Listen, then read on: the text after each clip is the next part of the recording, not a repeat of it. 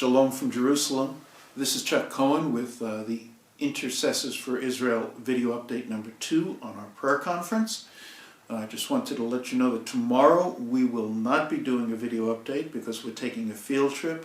We'll be going into and hopefully praying around the Knesset, some other places. We'll fill you in on that Friday when we get back to you.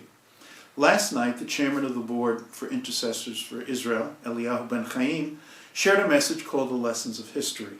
And as you can imagine, the major lesson of history is that man doesn't learn from history.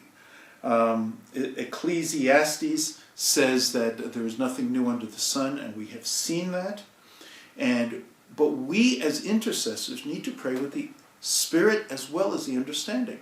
So we need to be watchmen, seeing what's happening in the world today. And Eliyahu shared with us how he sees so much of what happened in the 1930s happening now.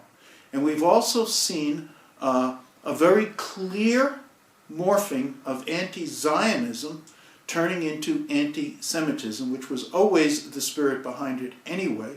We saw that this summer when the demonstrations against Israel's defending itself against the rockets from Gaza had signs like, Hitler was right, Jews to the gas. Well, folks, that's not anti-Zionism, that's anti-Semitism. That spirit, that principality, is going to be around till the Lord returns. It's been around for a long time. Unfortunately, it's seeped into the church as well. We see this clearly, for example, when the world doesn't mind commemorating dead Jews. There's Holocaust days here and there's Holocaust memorials there. But the world, especially the West, blows a fit every time living Jews try to defend themselves, like we did this past summer. And you saw all the resolutions against us in the UN and the Human Rights Commission. It's anti-Semitism, folks. Guard your hearts against it. Many EU nations have already voted to recognize a Palestine. There is no Palestine, but they voted to recognize a Palestine. And then Eliyahu went back into history and shared about all the broken promises from after World War I that the nations have made to Israel. And the broken promises include the British from not listening to their commitment to the Balfour Declaration, the League of Nations British mandate to them, broken promises from the United States that they would consider the closing of the Straits of Tehran as an act of war, and when Egypt did that in 1967, the U.S. couldn't find the paper where that was written on, the promise by Eisenhower. We could go on and on. We cannot depend on the nations. In some ways that's good. It causes us to have to depend on God. But the nations, because they've been so unfaithful to Israel, it's caused us to have to rise up and defend ourselves in a way that many nations dislike. The San Remo Conference in 1922, I think it was, the San Remo Conference was the last legal international bit of documentation or legislation concerning Israel and the Jews and this land. And it said that Britain, who was given the British mandate, should use Palestine, including what is now modern-day Jordan, use Palestine for close settlement of the Jews all over the place without harming the indigenous population, of which the indigenous population were Arabs who came into the area after the Jews started settling it in 1870 and 1880. That's been broken. 78% of the land was given away to form Transjordan by Britain, and then the remaining land, the UN, in 1947 and 8, which its article number 80 in its charter said, everything the League of Nations accepted, we will accept. San Remo was under the League of Nations, broke that and divided the remaining land again. Well, we're seeing people not wanting, for some reason, the Jewish people to resettle in their biblical homeland. Do you see a spirit behind that? The BDS movement, boycott, divestment, sanctions. This is how the Nazis started against the Jews in Germany. It wasn't, let's throw the Jews into concentration camps. No, first it's, let's boycott their businesses, Let's divest them from citizenship. Let's kick them out of universities. Kristallnacht. Let's destroy their synagogues and their businesses. And oh, by the way, we'll send them a bill for the damage. Nice. We see so much of this happening today.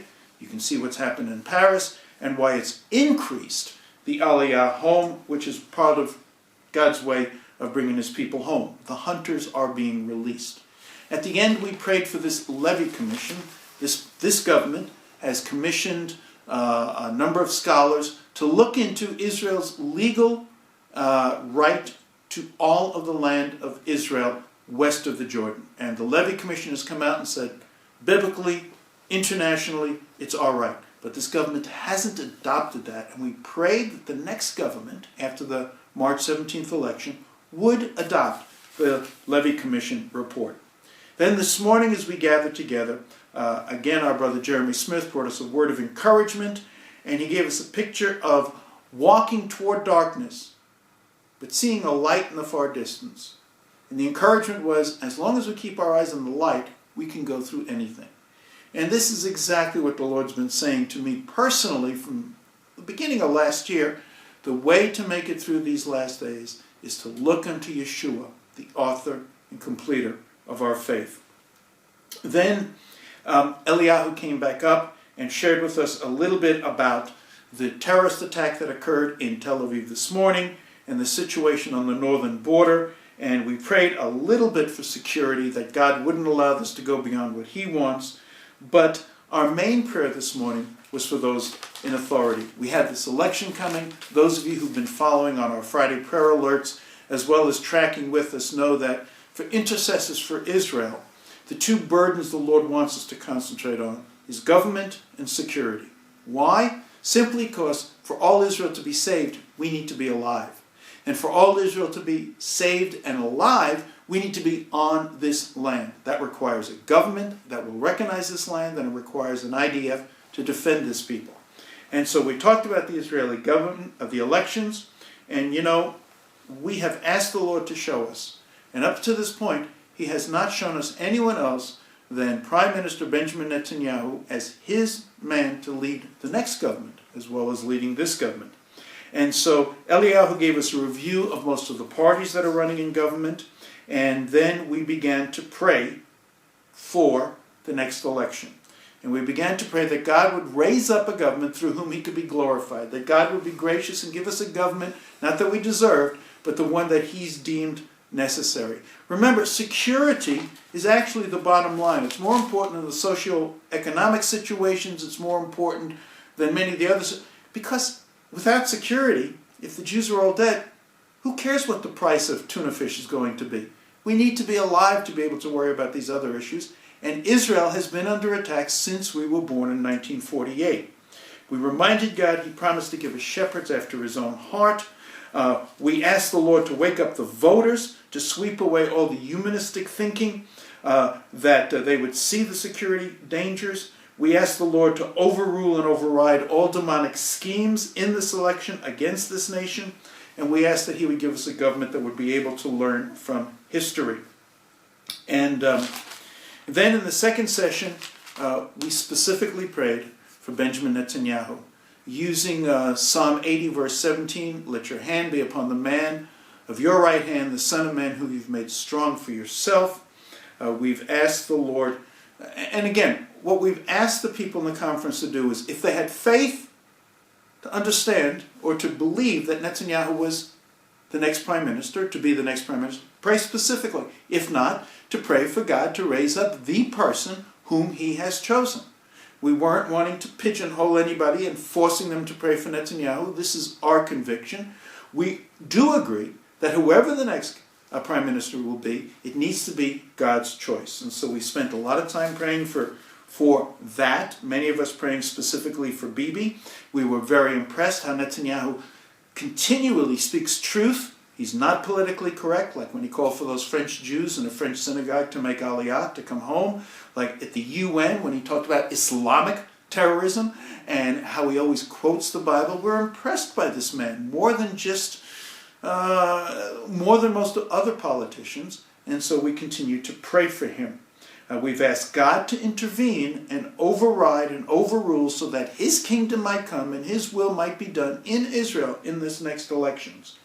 There has been this anyone but Bibi campaign. In other words, the media and the left-wing parties are saying, anyone but Netanyahu. We've got to have anyone to run this nation except Netanyahu. And we felt that was a stronghold. In fact, we got a specific prophetic word from the Lord that somebody received at 4 a.m. the first night, that we were to nullify that.